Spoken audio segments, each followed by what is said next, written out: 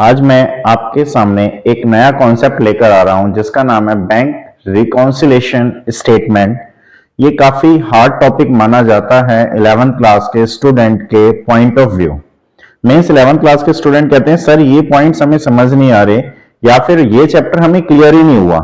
तो उसी कॉन्सेप्ट को सिंपल में बनाने के लिए या इजीएस्ट वे में कहा जाए जैसे बैंक रिकॉन्सिलेशन स्टेटमेंट के ऊपर एक नया वीडियो मैं आप लोगों के सामने लेकर आया हूं।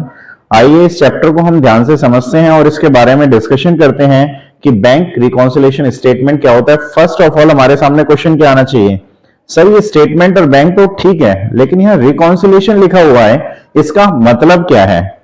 इस रिकॉन्सिलेशन का मतलब, जो रिकॉन्सिलेशन वर्ड लिखा हुआ है, रिकॉन्सिलेशन का मतलब है रिकंसाइल करना। रिकंसाइल करना, किसे रिकंसाइल करना, किसे चेक करना, हमें चेक करना होता है। किस किस को चेक करना होता है, अपने बैंक अकाउंट को, मींस अपने बैंक कॉलम को।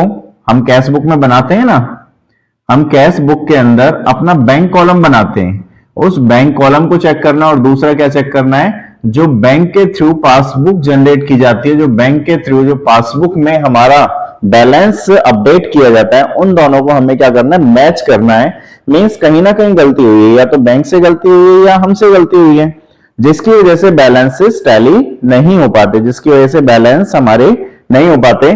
तो उस कंडीशन में हमें क्या चेक करना है, बैंक जो हमने कैश बुक बनाई है, ये कैश बुक किसने बनाई है, ये कैश बुक बनाई है बेटा हमने, ठीक है।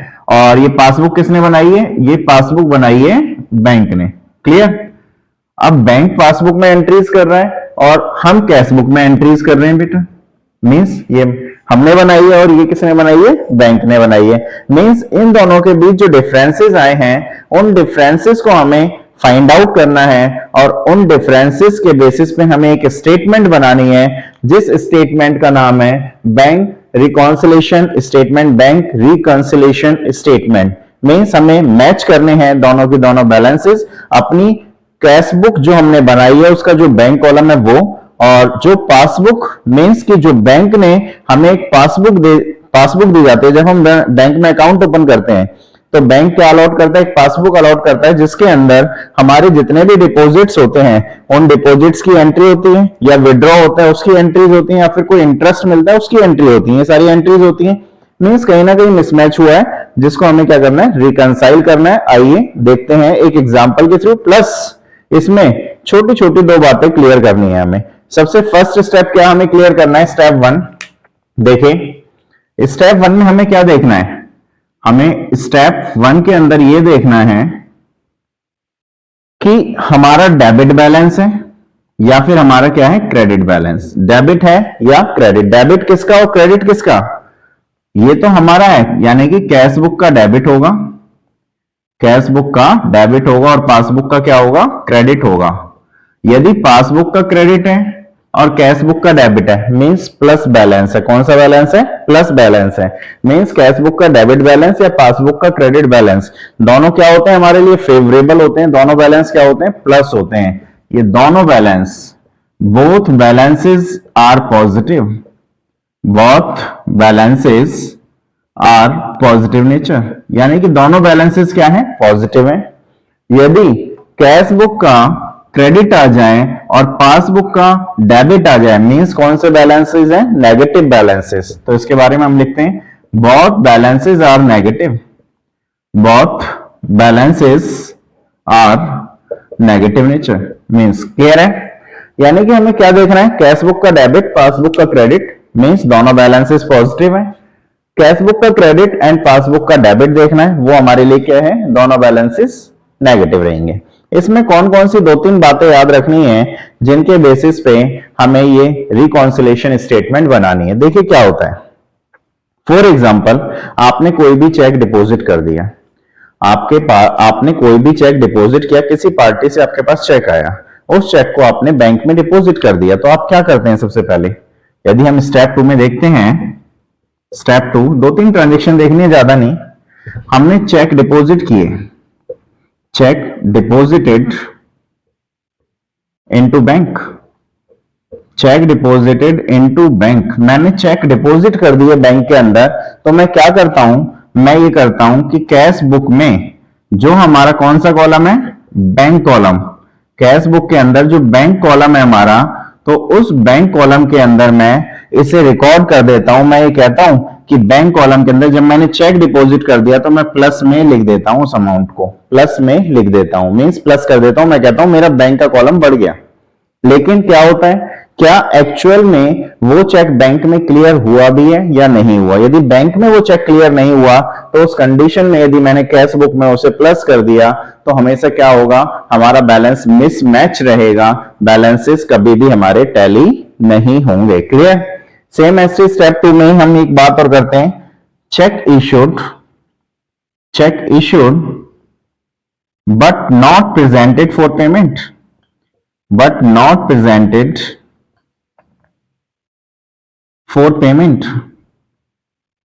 इसमें मैं क्या करता हूं, मैंने चेक इश्यू किए लेकिन वो प्रेजेंट नहीं हो पाए पेमेंट के लिए। इसका मतलब क्या है, cheque issued but not presented for payment means cheque जब मैं इश्यू करता हूं तो मैं कहता हूं मैंने पार्टी की पेमेंट कर दी। जब मैंने पार्टी की पेमेंट कर दी तो कैश बुक में मैं क्या करता हूं, कैश बुक में मैं माइनस कर देता हूं। उसे क्या करता हूं, कैश बुक में माइनस कर देता हूं।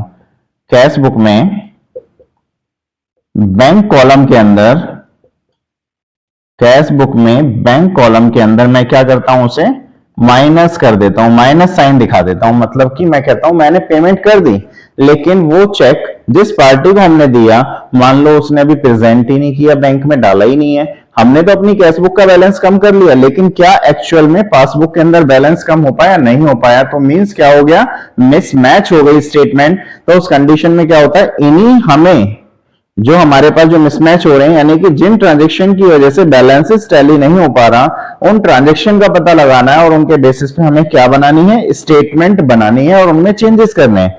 मान लो हमने चेक इश्यू किया लेकिन प्रेजेंट नहीं हुआ, हमने तो माइनस कर दिया। हम पासबुक में तो चेंज नहीं कर सकते। क्या बैंक के अंदर जाके हम पासबुक में चेंज कर पाएंगे? नहीं कर पाएंगे। हम चेंज किस में करेंगे, हम चेंजेस करेंगे कैश बुक में। क्लियर है? जो हमने गलती से प्लस कर दिया वो क्या करेंगे, माइनस, और जो माइनस कर दिया वो क्या करेंगे, प्लस।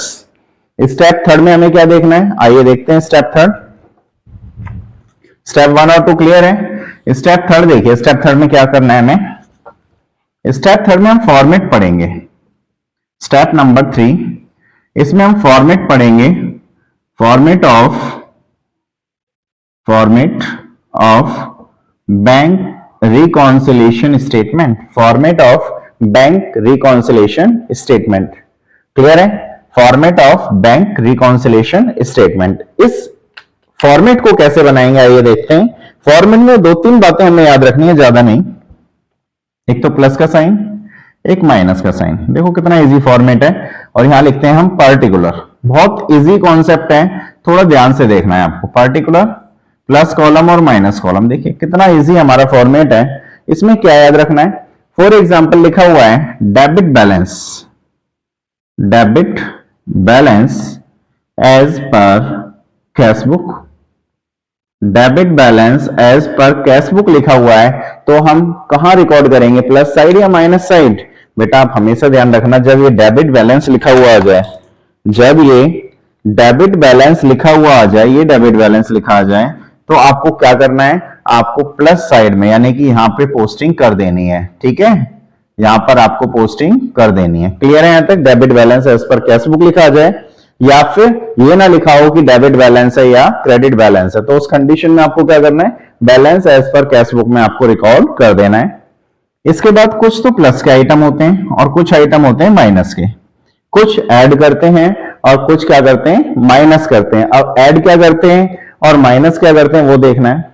देखो 2 चीजें हम ऐड करते हैं इसमें, कौन कौन सी, cheque issued but not presented for payment. ये लिखा हुआ है cheque issued but not presented for payment, but not presented for payment। यदि ये लिखा हुआ है cheque issued but not presented for payment means इसका मतलब अभी मैंने क्लियर किया था, मैंने अपनी कैश बुक में बैंक कॉलम में क्या कर दिया, माइनस कर दिया, तो अब मैं क्या करूंगा, प्लस करूंगा। क्लियर? क्योंकि हमें बैलेंस क्या करने, टैली करने। सेकंड, माइनस में क्या करते हैं, check deposited but not yet collected from the bank, लेकिन अभी तक हमारे कलेक्ट नहीं हुए। चेक डिपॉजिट किए but not at collected from the bank, bank के द्वारा अभी तक कलेक्ट नहीं हुए। हमने तो उसे क्या कर दिया, अपनी कैश बुक में प्लस कर दिया। आप क्या करेंगे, माइनस। आप फिलहाल ये लिख लीजिए, बाकी अभी एक प्रैक्टिकल क्वेश्चन लेंगे, उसमें ज्यादा क्लैरिटी आएगी कि हमारा कौन सा आइटम प्लस हो रहा है और कौन सा आइटम माइनस हो रहा है। और प्लस क्या कर सकते हैं, मान लो कोई भी इनकम हो रही है हमें बैंक में। इनकम कैसे हो सकती है, कोई भी डायरेक्टली कस्टमर आता है, कस्टमर डायरेक्ट हमारे बैंक अकाउंट में पैसा डिपॉजिट करता है, amount deposited directly in the bank. तो उस कंडीशन में क्या होगा, उसके बारे में क्या हमें इंफॉर्मेशन होगी, नहीं होगी। तो उस कंडीशन में क्या करेंगे, उसे प्लस करेंगे। तो उसे भी प्लस आइटम में लिखिए आप, any income of the bank, हमारे बैंक में कोई भी इनकम हो रही है, any income of the bank, वो क्या करेंगे, प्लस करेंगे। और एनी एक्सपेंसेस, कोई भी एक्सपेंसेस हो रहा है, कोई भी खर्चा हो रहा है, उसे क्या करेंगे, बैंक से माइनस करेंगे। मींस जिसके बारे में हमें इंफॉर्मेशन नहीं थी, स्टैंडिंग इंफॉर्मेशन है, any expenses from the bank, ऐसा कुछ लिखा हुआ है। ठीक है, तो आपको क्या याद रखना है बेटा, केवल 4 बातें याद रखनी है। एक तो balances as per cash book, means कि हमारा डेबिट बैलेंस है या क्रेडिट बैलेंस है, क्रेडिट बैलेंस है या डेबिट बैलेंस है। क्लियर, यदि ये दो चीजें आती हैं हमारी, debit balance as per cash book लिखा हुआ आ जाए और आपका debit balance as per cash book लिखा हुआ आ जाए और दूसरा credit balance as per cash passbook लिखा हुआ आ जाए, मींस दोनों का मतलब क्या है, दोनों का मतलब है कि दोनों पॉजिटिव बैलेंस है और प्लस साइड में एंट्री करोगे। क्लियर, यदि हमारा कैश बुक का क्रेडिट बैलेंस लिखा हुआ आ जाए और पासबुक का कौन सा बैलेंस लिखा आ जाए, डेबिट बैलेंस लिखा आ जाए, मींस इन दोनों का मतलब क्या होता है, माइनस। तो हम माइनस साइड में पोस्टिंग करेंगे। क्लियर है यहां तक, छोटी सी बात। आइए एक एग्जांपल देखें, एग्जांपल से ज्यादा क्लैरिटी आएगी बैंक रिकॉन्सिलिएशन स्टेटमेंट कैसे बनता है। देखिए एक एग्जांपल के थ्रू से क्लियर करते हैं।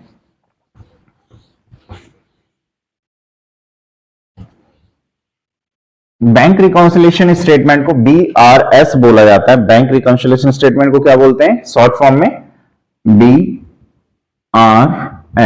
Bank reconciliation statement. एक एग्जांपल के थ्रू करते हैं। यहां देखिए एक एग्जांपल, फॉर एग्जांपल स्टार्टिंग में लिखा हुआ है बैलेंसेस, नंबर फर्स्ट पॉइंट जो लिखा हुआ है, ये लिखा हुआ है balances as per cash book, balances as per cash book rupees 10,000, 10,000 का हमें बैलेंस दे रखा है एज पर कैश बुक, ऐसा लिखा हुआ है। ठीक है, और दूसरा क्या लिखा हुआ है, सेकंड पॉइंट लिखा हुआ है हमारा, चेक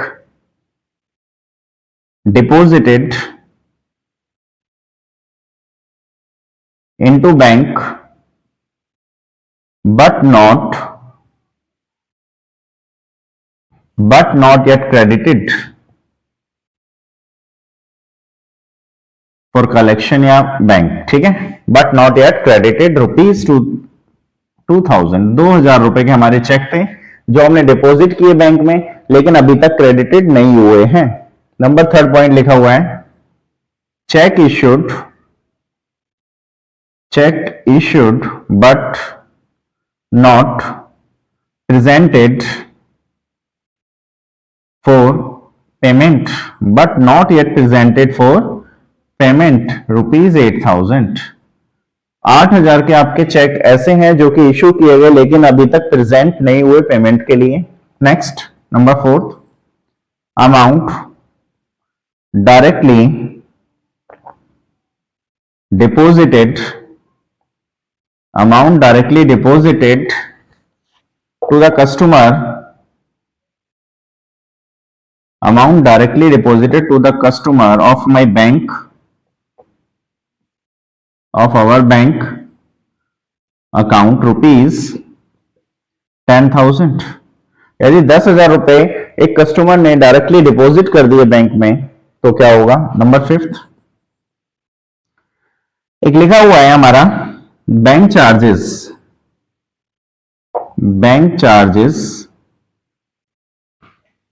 डेबिटेड फ्रॉम द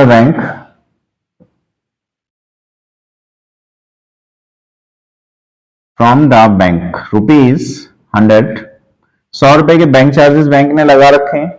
और next is number 6 and last adjustment देखते हैं, bank allowed interest, bank allowed interest ₹500, bank ने 500 रुपए का इंटरेस्ट अलाउड कर दिया। क्वेश्चन क्लियर हो गया होगा। एग्जांपल छोटी छोटी 6 बातें हमने लिखी हैं। फर्स्ट लिखा है balances as per cash book, cheque deposit हुए, चेक इश्यू हुए, अमाउंट डायरेक्टली डिपॉजिट हुआ, बैंक चार्जेस लगे और बैंक अलाउड कर रहा है क्या क्या अलाउड कर रहा है? इंटरेस्ट को अलाउड कर रहा है। देखिए इन ट्रांजेक्शंस के बेसिस पे बैंक रिकॉन्सिलिएशन स्टेटमेंट कैसे तैयार होती है, आइए उसके बारे में क्लियर करते हैं। आइए देखते हैं इसका सॉल्यूशन। सॉल्यूशन देखते हैं। बैंक रिकॉन्सिलिएशन स्टेटमेंट का फॉर्मेट तो इजी है। बैंक रिकॉन्सिलिएशन स्टेटमेंट, प्लस और माइनस दो चीजें याद रखनी है आपको। ये तो हो गया प्लस साइन, ये हो गया माइनस साइन और इधर हो गया पार्टिकुलर। यही चीजें याद रखनी है हमें, पार्टिकुलर। क्लियर हो रहा है? यहां तक दिखाई दे रहा है सभी को? देखिए बैंक रिकॉन्सिलिएशन स्टेटमेंट में सबसे पहले हम ये देखते हैं कि हमारे बैलेंसेस कौन से हैं। बैलेंसेस कैश बुक के हैं या बैलेंसेस पासबुक के हैं। यदि कैश बुक के बैलेंस है तो आपको डेबिट क्रेडिट देखना है, सेम एज यदि पासबुक के बैलेंस है तो डेबिट और क्रेडिट को देखना है। इस क्वेश्चन में देखिए, इस क्वेश्चन में लिखा हुआ है balances as per cash book, ये लिखा हुआ है balances as per cash book, ये अमाउंट लिखा हुआ है 10,000। Balances as per cash book, यहां क्या लिखा हुआ है? कैश बुक लिखा हुआ है। कैश बुक का मतलब क्या होता है? मींस हमें यह चेक करना है कि ये बैलेंसेस डेबिट है क्रेडिट। और अभी मैंने बताया भी था यदि क्वेश्चन साइलेंट हो, क्वेश्चन में कुछ भी ना कहा जाए तो हम कौन सा बैलेंस मानेंगे? प्लस बैलेंस मानेंगे, यानी कि प्लस साइड आपको पोस्टिंग करनी है। क्लियर? तो यहां लिखते हैं बेटा balances as per cash book. First हमने लिखा balances as per cash book, amount है हमारा 10,000 तो हमने प्लस साइड लिख दिया 10,000 रुपीज। क्लियर है यहां तक? अब हमें प्लस और माइनस के आइटम देखने। सेकंड देखिए चेक डिपॉजिटेड इनटू बैंक, मैंने बैंक में चेक डिपॉजिट किए। जब मैंने चेक बैंक में डिपॉजिट कर दिए तो मैं क्या करता हूं? मैं अपने बैलेंसेस को प्लस कर देता हूं, करता हूं ना, चेक डिपॉजिट किए। देखिए फॉर एग्जांपल इधर और क्लियर करते हैं हम। ये हमने अपनी कैश बुक बनाई, ठीक है, कैश बुक, और ये है बेटा पासबुक, बैंक की पासबुक। चेकबुक, कैशबुक और पासबुक दोनों के बारे में डिस्कशन कर रहे हैं एक साथ। यदि मान लो दोनों के बैलेंसेस 1,000 रुपए लिखे हुए हैं या 10,000 रुपए का बैलेंस लिखा हुआ है, दोनों का, कैशबुक का भी और पासबुक का, दोनों का बैलेंस हमारा 10,000 रुपए है।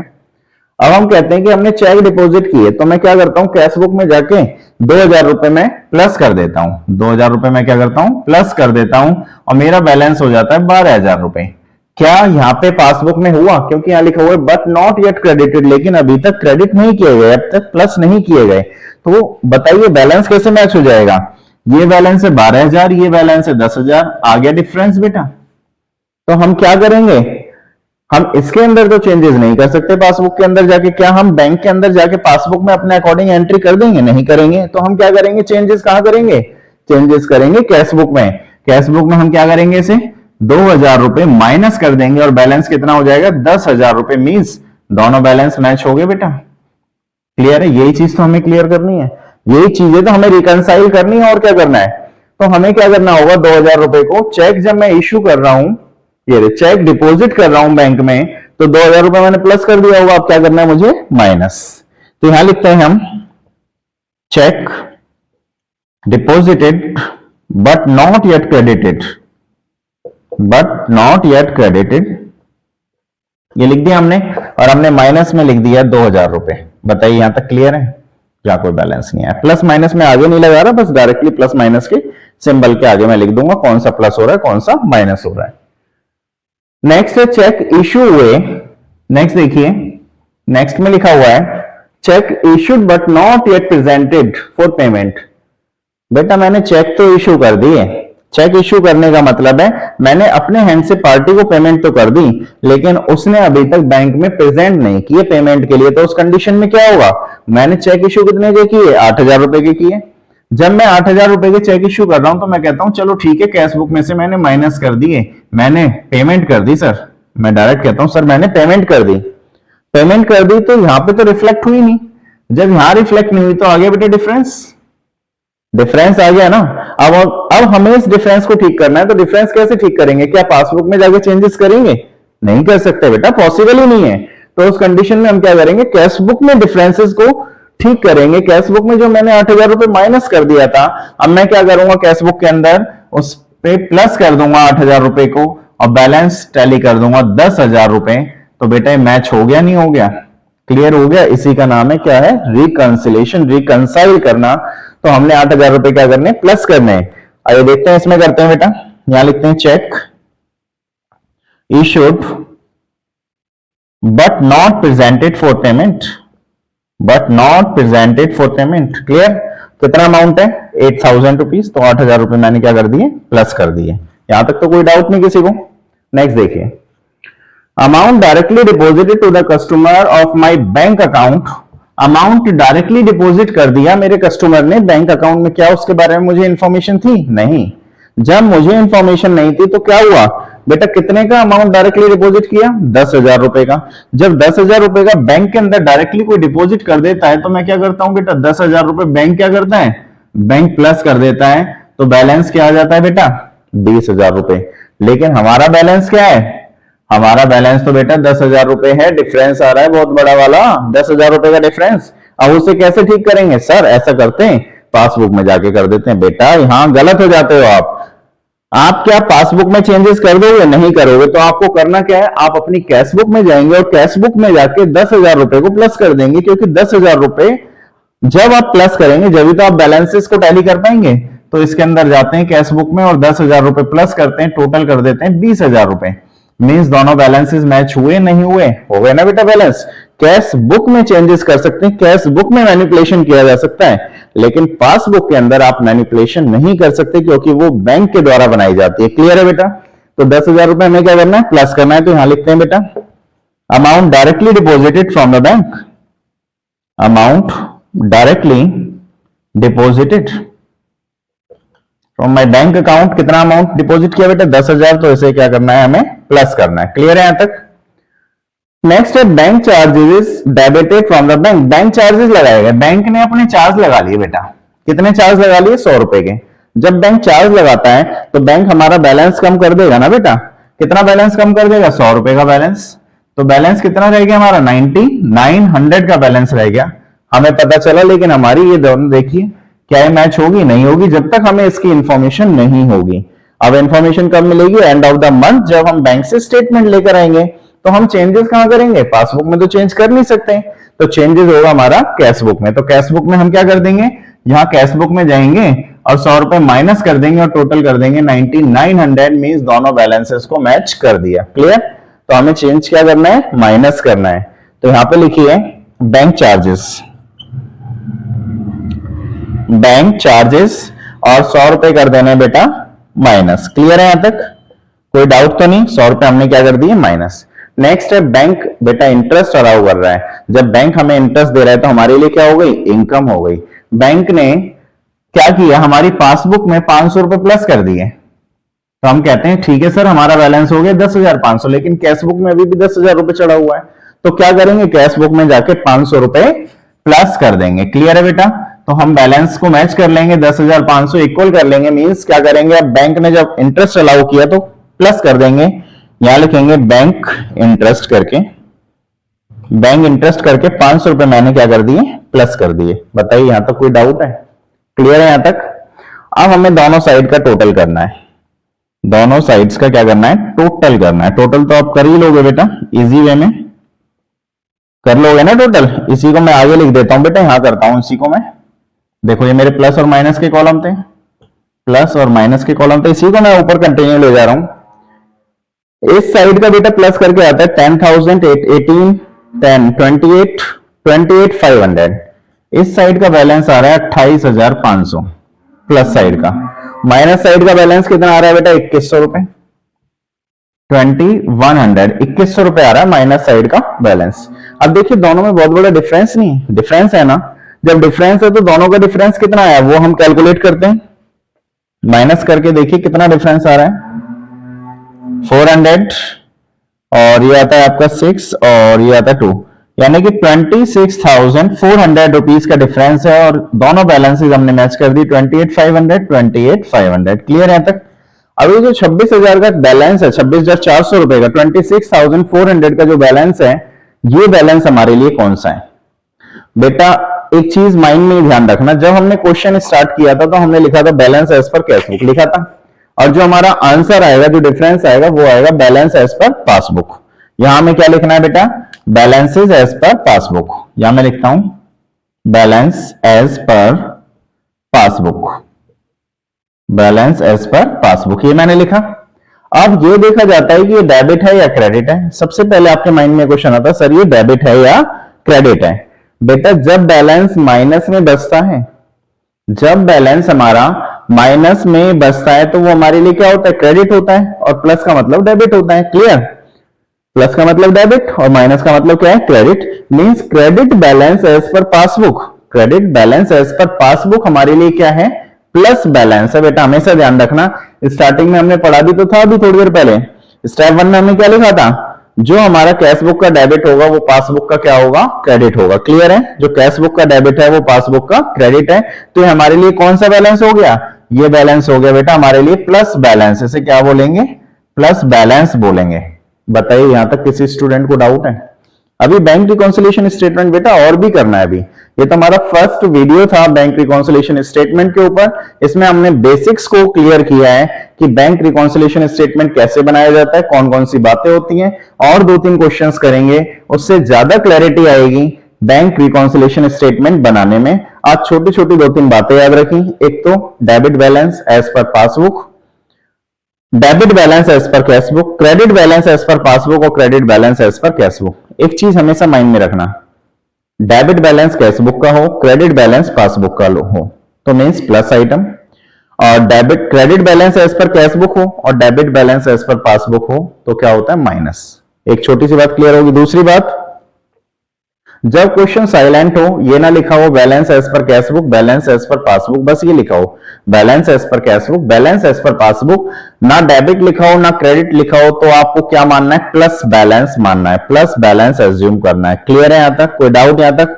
बेटा ये 2-3 बातें याद रख लो, बाकी नेक्स्ट सेशन में और अच्छे से क्लियर करेंगे हम बैंक रिकॉन्सिलिएशन स्टेटमेंट। जब तक के लिए आप इस क्वेश्चन को उतार लीजिए, इसका स्क्रीनशॉट ले लीजिए बेटा, और नेक्स्ट वीडियो में हम कुछ क्वेश्चंस लेकर आएंगे और अच्छे से क्लियर करेंगे बैंक रिकॉन्सिलिएशन स्टेटमेंट। जब तक आप फॉर्मेट लर्न कर लीजिए, इसका छोटा सा फॉर्मेट है, 4 बातें बताई हैं उस फॉर्मेट में, और बैंक रिकॉन्सिलिएशन स्टेटमेंट के बारे में थोड़ा सा पढ़ लीजिए आप लोग। नेक्स्ट वीडियो में और अच्छे से क्लियर हो जाएगा यदि आप स्टडी करके रखेंगे, और 1-2 क्वेश्चंस आप ट्राई भी कर सकते हैं इनके बेसिस पे। Okay students, thank you.